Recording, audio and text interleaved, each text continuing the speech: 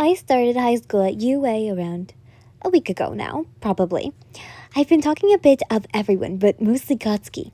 The only person I hadn't talked to was a boy with ruffled green hair and little freckles that painted against his face. Remember him?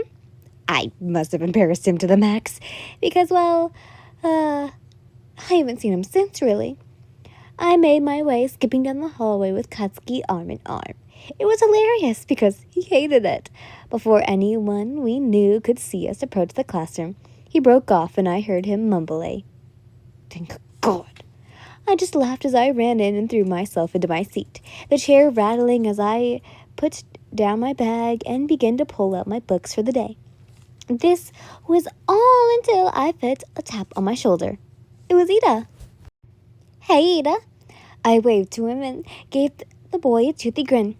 "Hello, Lynn. A few friends and I were wondering if tonight after school you would like to go somewhere with us. We could get to know each other better." This was perfect. I don't remember most people's names because of the whole forgetting things situation. I clasped my hands. The only remembering name I could come up with was Ida because I talked to him almost all the time besides Gotski. And he was on the first name I was told. I happily accepted, and we turned back to see All Might coming into the room like a normal person. He said something about being a substitute today for an unknown reason, before going on and saying that everyone will be studying a pro hero of choice. We'll be working in pairs of choice too. You and your partner will need to go online and pick a pro hero to research. You must state your hero's name, birthday, quirk, etc.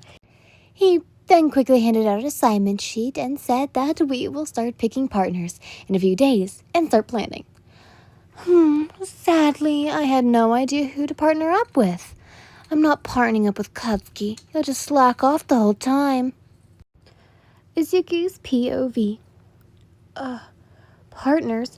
I don't know who to partner up with. I see Uraraka and Sue are looking at each other while Ida and the teacher is probably asking to work alone since there's uneven numbers.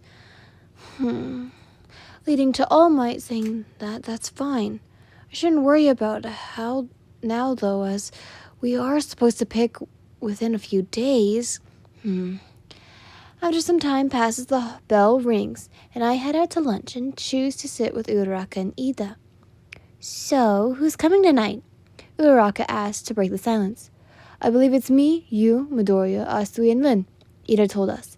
Uraraka must have invited Sue as they are friends, and Ida must have invited Lin because they seem to be close. Come to think of it, I haven't talked to Lin in ages. She must think I'm a total idiot and she doesn't want to get embarrassed by being near anyone like me. Oh well. Sounds good, I commented before finishing up, just in time for the bell. Back to your POV. I made my way down the streets of the city after school, trying to find the place the others were talking about. Looking up from Google Maps to see the small ramen store made me stop. So this is the place, I muttered to myself, wandering in. "Hey, Lynn." I saw the frog girl call me over. As I smiled and made my way towards them, I took in the smells, the scents. The place was amazing. Well, it smelt amazing. I made my way over to sit on a long bench next to the girl and said, "Hey." I leaned over to see Gravity Girl, Ida, and Green Boy. Sorry to be the last one here. I apologized to the group before they all gave me their "don't worry about it" and "no worries." I heard Gravity Girl talking to Frog Girl, and I heard her call her Sue, maybe? Or Asui. I can't remember. "Hey, Asui," I began before I was cut off with her smiling. "Just call me Sue." Dropping the formalities already? Man, it would be only right to let her call me by my first name then, too. Alright, Sue, you can call me Yin then. The two of you laughed before you began to talk about your new school, UA. "I'll be back in a minute," we heard the one with the freckles say while he was getting up. All we did was nod before he walked off, and we went back to our own conversations. "So, now I'm at UA. Sue confided, her backstory making my jaw drop. Wow. I'm so sorry that you found it hard to make friends. But it's awesome you still keep in touch with her. I said to the frog girl before she asked me about my story as why I wanted to be a hero. Well, I left out the most important part of her question, my backstory, but instead went to my motive. Well, I'm intending UA to become a hero because I want to be stronger. Then everyone will be able to trust me, and I'll be able to save the ones I love most. Of course, I will save everyone, but I would do anything to lose the most important people to me. I consulted, smiling down at the floor. Although this wasn't entirely the truth either. It actually doesn't sound bad. Sue ate a bit more of her ramen while everyone sang through their chews. That's an awesome motive. You said you would do anything for some special people, do you right? Even I would be too worried to risk my life for someone. I'd want to live as long as I can to save as many people as possible. She has a point. Maybe I would chicken out if it meant my life.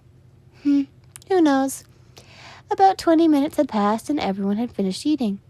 I wanted to speak to Ida, but something caught my eye. The green boy's food was sitting untouched and cold. Wait, he had been gone for 20 minutes. And he only said a minute. That couldn't be right. He wasn't did just like that. I felt something churn in my stomach. Was it worry? Or something else? Or was it the untouched food making me more hungry? I should probably go check on him. I'll be right back, I told everyone, quickly getting up and ducking out to where I saw him leave.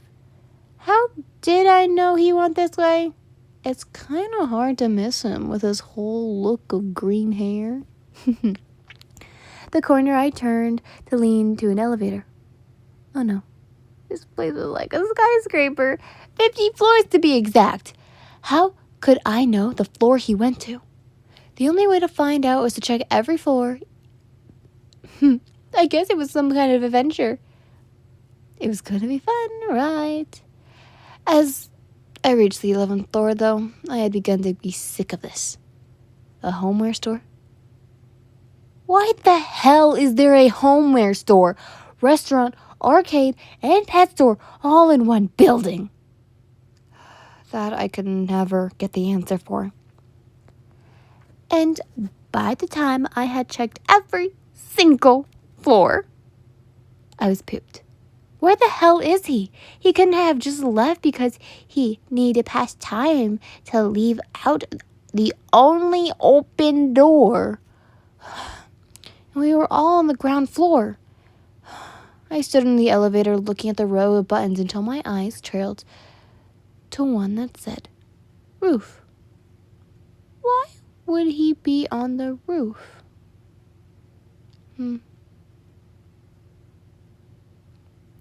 I clicked it anyway and went up to the top floors. The doors opened and the sunlight slowly crept its way into the elevator. I looked out and instantly felt uneasy. I felt myself grow shaky. Hot tears streamed down my face slowly and silently. I saw him. I saw the green boy, but what was happening on that roof was the scariest, sad, and horrid thing I had ever seen. Why couldn't I have turned up sooner? Okay, guys, just to clarify so you guys don't get worried, he's not going to jump. He did not, and he will not. Okay? I'm just giving you a heads up so you guys aren't like, oh, he did it. No. Anyways, I hope you guys enjoyed, and I'm so sorry for my little outburst during the end of, well, this montage. But anyways, I love you all so much. Bye. Mwah.